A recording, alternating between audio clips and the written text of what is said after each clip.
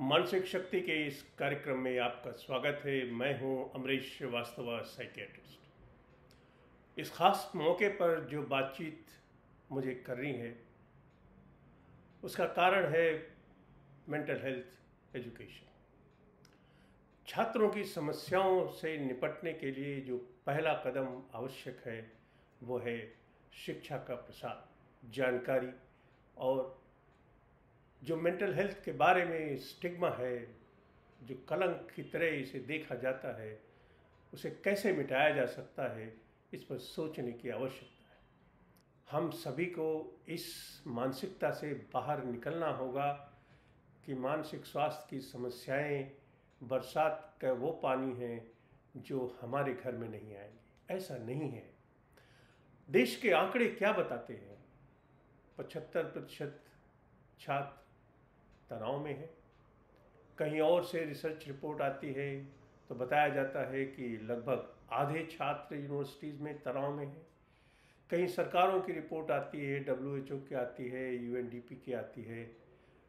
सारे आंकड़ों को देखने के बाद तथ्य जो हमारे सामने उजागर होता है वो यह है कि समस्या है, ज्वलंत समस्या है, और समस्याओं से निपटने का तरीका हमें जानना होगा।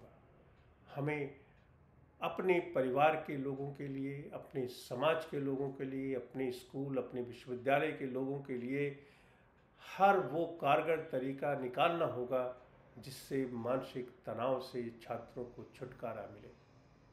तो प्रश्न ये उठता है कि क्या समाज में मनोवैज्ञानिक दबाव बढ़ गया है, या कहीं ऐसा तो नहीं कि छात्रों की मनोवैज्ञानिक दबाव सहन करने की क्षमता में कमी आई, या क्या वैज्ञानिक रूप से ये दोनों तथ्य हमारे सामने आकर खड़े हुए हैं?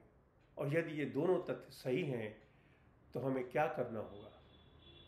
छात्रों को जीवन में परिवार, उनके मित्र, उनके अध्यापक, उनका विद्यालय, इसके अलावा तो कुछ भी नहीं होता। लेकिन जो भी उनके आसपास होता है उन सभी की ये जिम्मेदारी है कि वे छात्रों की मानसिक तनाव सहन करने की क्षमता भी बढ़ाएं और समाज में उलझे हुए प्रश्न को भी आसान करें।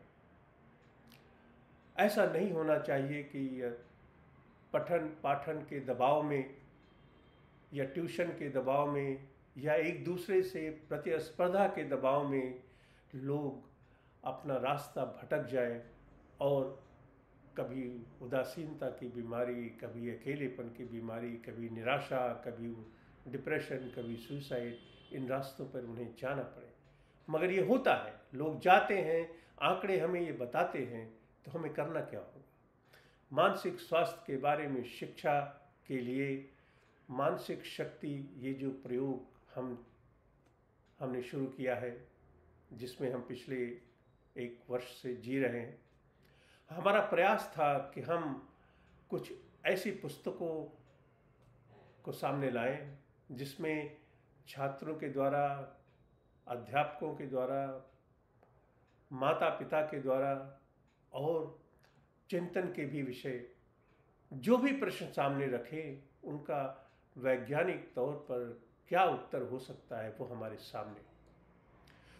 इस तरह हमने 10 किताबों की एक श्रृंखला सामने प्रस्तुत की है, जिसका विमोचन आने वाले 7 जनवरी को इंदौर के शहर में हमारे मित्रों ने रखा है।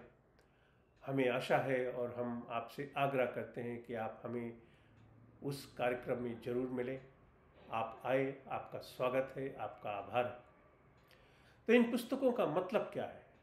जब भी हम किसी से चर्चा करते हैं तो लोग कहते हैं इस विषय में क्या रखा है, तनाव कहाँ नहीं होता। मेरा ये कहना है कि समय ने करवट ली है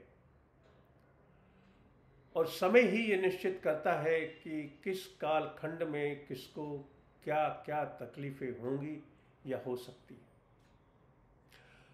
आप सभी ने पढ़ा होगा निराला जी की ये कविता,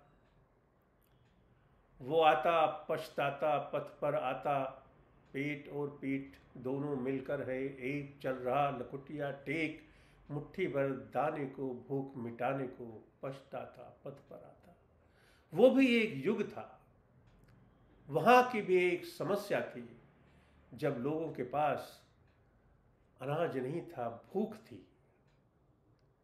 वहां से निकलने के बाद कई सदी गुजरे और भारतवर्ष में मध्यम वर्ग के लोग सामने आए और फिर किसी कविता की रचना हुई और ये कहा गया कि सीने में जलन, आंखों में तूफान सा क्यों है, इस शहर में हर शख्स परेशान सा क्यों है। वो भी दौर था, मगर आज क्या है? आज हम अगर शास्त्रों को देखें, अगर हम वैज्ञानिक पुस्तकों को देखें, मनोवैज्ञानिक पुस्तिकाओं को देखें, अखबारों को देखें, तो आज की बीमारियां क्या है? आज की बीमारियों का नाम है अकेलापन। ये तन्हाई का आलम जो हम बातें करते थे, वे सामने प्रत्यक्ष रूप से एक बीमारी की भांति हमारे सामने खड़ी हुई। यूनाइटेड स्टेट्स में सर्जन जनरल ने जब ये अनाउंसमेंट किया कि लोनलीनेस इज ए डिसऑर्डर, उसके बाद जाने कितने शोध पत्र सामने आए और अब हम इस कगार पे हैं कि बहुत जल्द loneliness will be recognized as a definitive medical illness और ए साइकियाट्रिक इलनेस। तो हमारी समस्या, आज के युवाओं की समस्या अकेलापन, उदासीनता, निराशा, सैडनेस, होपलेसनेस, आइसोलेशन, ये उनकी समस्याएं हैं। ये युग अलग है और इन समस्याओं का उत्तर हमें उनके साथ बैठकर निकालना है।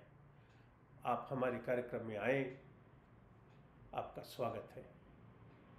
हम चाहते हैं कि आप आएँ, चर्चा करें, इन पुस्तकों के बारे में कुछ बताएं, देखें, इन्हें पढ़ें और आप इनके बारे में क्या सोचते हैं, इनकी उपयोगिता के बारे में क्या सोचते हैं, वो भी हमें लिखकर जरूर सूचित करें। आपका बहुत बहुत आभार होगा। धन्यवाद।